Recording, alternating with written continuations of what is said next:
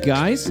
I'm Ray Belli, and this is Words for Granted, a podcast that looks at how words change over time. Longtime listeners of the show, if you'd like to show your support, you can do so via Patreon. Just head over to patreon.com/wordsforgranted or click the contribute link on the show's website, wordsforgranted.com. Every little bit adds up. For just $1 a month, you'll gain access to contributors-only bonus episodes and get to walk away with knowing you're supporting the output of this independent show. The latest contributors-only episode looks at the etymologies of alcohol and alkali, and it's an extension of our previous mini-series on Arabic loanwords in English. All right, let's get right to it. Last time, we explored the etymologies of the mathematical terms algebra and algorithm. I thought it would be fun to keep the math theme going for another episode, so I've decided to answer a question that's been bugging me since I was a kid. Like, a really young kid, since way before I had any idea what etymology or linguistics were.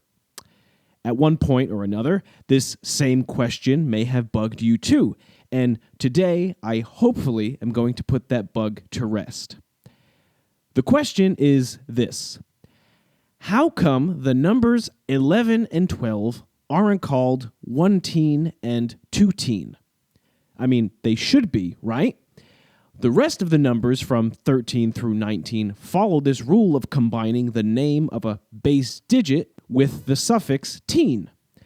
Not only that, but we collectively refer to the numbers from 11 to 19 as the teens. So why do 11 and 12 break this rule? What makes them so special? Well, nothing, or at least nothing intrinsically. Before we get into their specific etymologies, I'd like to make a general remark about number words in languages all over the world. Most Indo-European and Semitic languages semantically organize their number words in groups of 10, and conveniently, the numerals we use to express these numbers also work in groups of 10. You see, we have the words 1 through 10, and the words for every subsequent set of 10 are constructed by recombining or slightly modifying these pre-existing building blocks. For example, the word for 4 tens is called 40, which obviously preserves the word for, but creates a new meaning by adding the suffix ty. If we look closely enough, however, that suffix isn't so new. Ty, which designates a group of 10, is actually cognate with the word 10 itself. Let's say we have 4 tens and 5 ones. From this grouping, we derive the word 45. Now, all English speakers know this intuitively. In fact, we probably never had to learn this rule at all. But when we analyze it, it's self-evident that our language inherently contains a very efficient method for creating number words all the way to infinity with just a handful of building blocks. Of course, words that introduce increasingly larger sets of 10, such as 100, 1,000, or million, require some new terminology, but barring these exceptions, the fundamental linguistic principle for number building all the way through infinity remains the same. English is not unique in its ability to express infinity using just a handful of base number words. In fact, it's a necessary part of any language that contains number words, simply because we couldn't remember 1,000,000 completely different words for 1,000,000 completely different numbers. However, it's not necessary for number words to correlate to a base of 10. For instance, some of the languages among the Tibeto-Burman family use a variety of non-10 bases, and the same is true of the native languages of Papua New Guinea. Even within the Indo-European languages, there are sometimes variations of the straight-ahead base 10 rule. A great example of this occurs in French. French uses words that follow the base 10 rule until it hits 70, which is called 70, literally 60 plus 10. After that, 80 is called 80, literally 4 times 20, and 90 is 90, literally 4 times 2 plus 10. So it switches to a base 20 naming system, but base 10 is still prominent here because 20 is a multiple of 10. Although this may seem like an odd turn for the language to take, it doesn't actually invent any brand new words out of the blue. So why am I telling you all of this about the base 10 rule in an etymological discussion of 11 and 12? Well, for starters, it demonstrates the fact that number words generally adhere to strict rules of ordering. Also, 10 is the root of the suffix teen, which, based on the construction of the words for 13 through 19, should have been applied to 11 and 12. So, 11 and 12. Where did they come from? They seem to be anomalies with no apparent semantic logic behind them, unlike the odd but logical French words for 70 through 90. 12 does resemble the corresponding word to in the spelling of its first 2 letters, but that doesn't account for the elve part of the word. As for 11, how do you even connect that to the word one? Let's get to the bottom of this. As it turns out, the oddity of 11 and 12 has been around in the English language since the very beginning.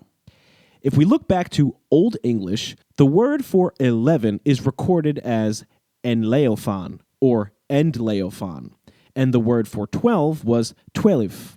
Let's look at the history of 11 first. Etymologically, enleophon isn't as random as it may seem. Actually, it isn't random at all. The en in enleophon is derived from the Old English word for one.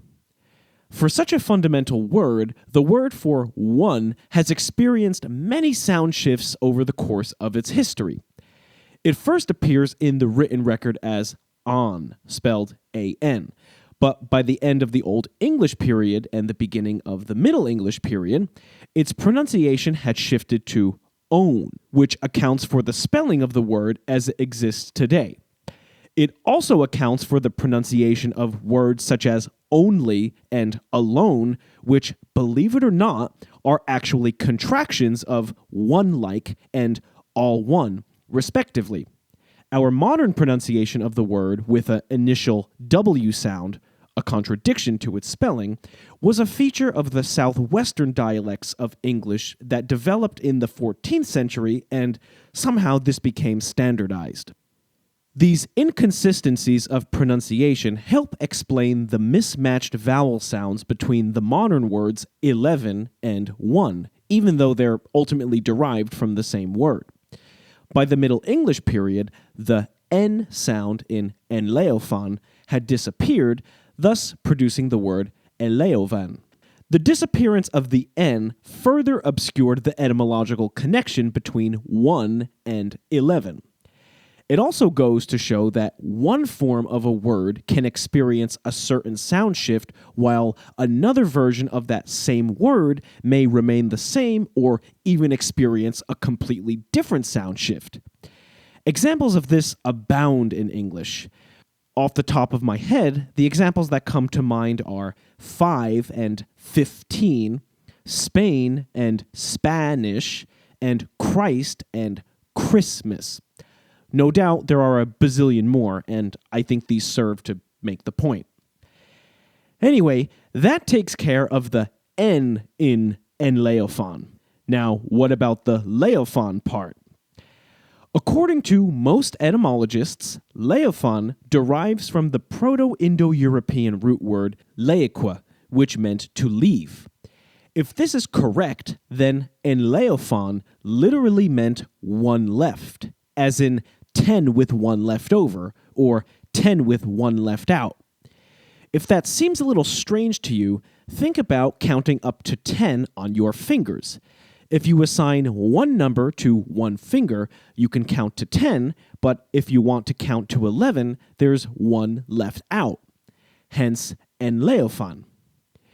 This Proto-Indo-European root word, lequa, would make its way into English in a varied assortment of other words such as eclipse, derelict, loan, and relinquish, yet it did not produce the word leave as you may have assumed. Leave, whose original English meaning was more akin to permission, comes from leubach, another Proto-Indo-European root word which meant love or desire, interestingly enough. As for the etymology of 12, it follows a very similar construction. The Old English word twelif literally means to left, which again is best interpreted as 10 and 2 left. The twe in 12 derives from the Old English word twa, which meant two. Over time, the pronunciation of the W sound in the number 2 deteriorated, yet it remains in the pronunciation of 12. It also remains in the spelling of the word two.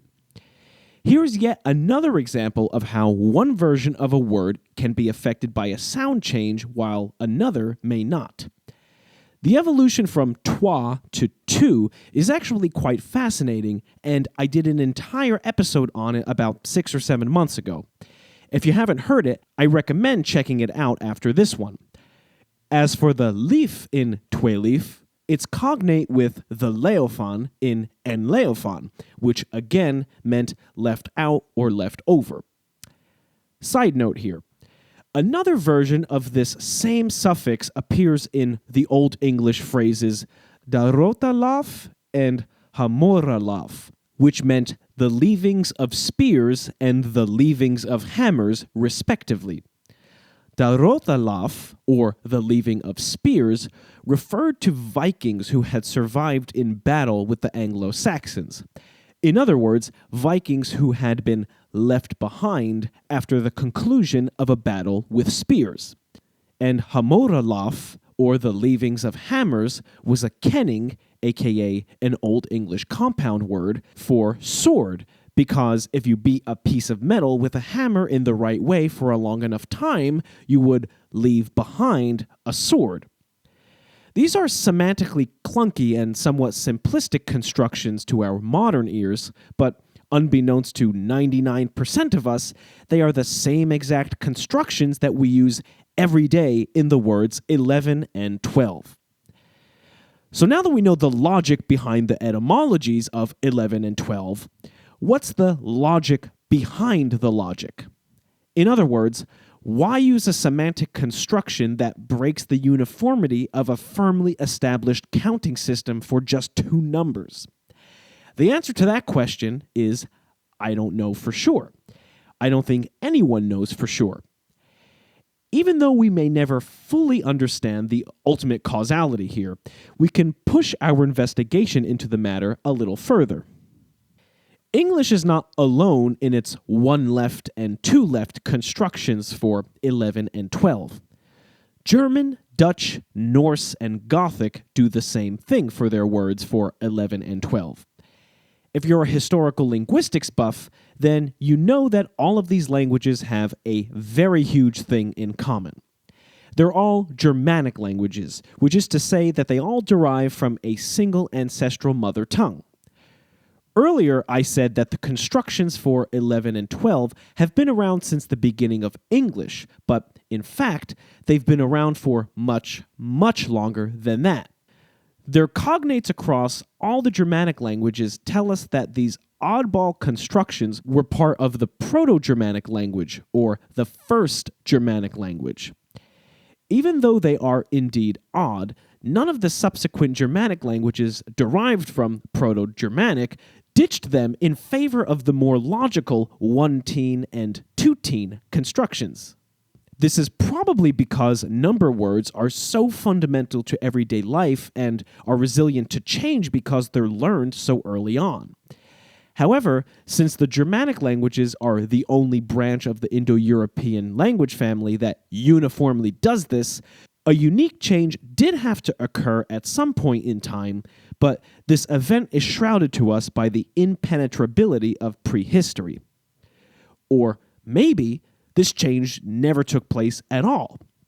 In his book, Number Words and Number Symbols, Karl Menninger puts forth the theory that early on, quote, the Germanic number sequence at one time ran only as far as 10.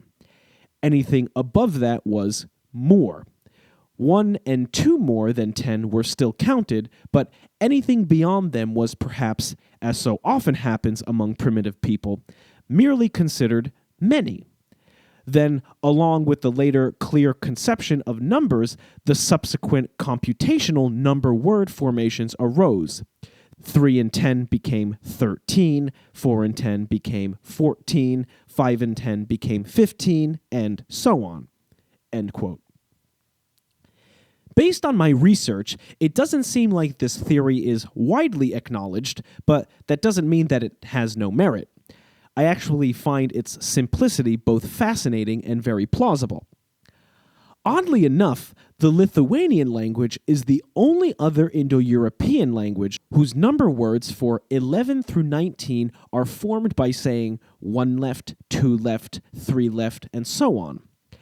The suffix it uses is lika, which linguists have proposed comes from lequa, the same Proto-Indo-European root word that produced the suffixes found in the Old English words enleophon and twelif. How the heck did this happen? By chance? That's always possible, but not really likely. It may have occurred due to early prehistoric contact between the Lithuanian and Germanic languages, whereby Lithuanian speakers picked up on this Germanic formation for 11 and 12, and then applied it in their own language for the numbers 11 through 19. However, the historical linguistics of Lithuanian is not an area of expertise for me, so I won't venture to say anything more about the topic.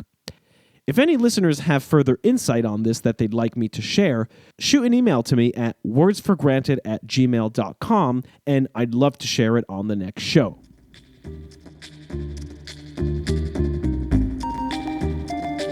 All right, that's it for this one, guys.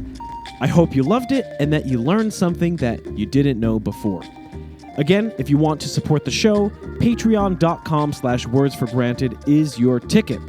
You can follow me on Twitter at wordsforgranted and on Facebook as Words for Granted. You can email me directly with comments, criticisms, and concerns at wordsforgranted@gmail.com.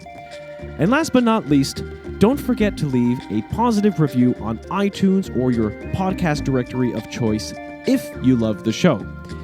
Those reviews boost the visibility of the shows in search engines somehow, and it's my mission to get this podcast into the hands of as many people as possible. Okay, thanks a lot. Have a great day.